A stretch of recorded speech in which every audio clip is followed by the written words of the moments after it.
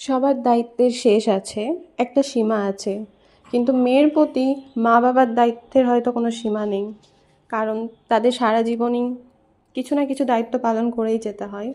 যাই হোক, আমি ঘুম থেকে উঠলাম, ঘুম থেকে উঠে গাছে একটু জল দিলাম। তারপর আমার ঘুম থেকে উঠতে অনেকটা লেট হয়ে গেছিলো তখন, আর না হলেও 8টা সাড়ে 8টা বেজে গেছিলো। ততক্ষণ মায়ের প্রায় সবই কাজ হয়ে গেছিলো।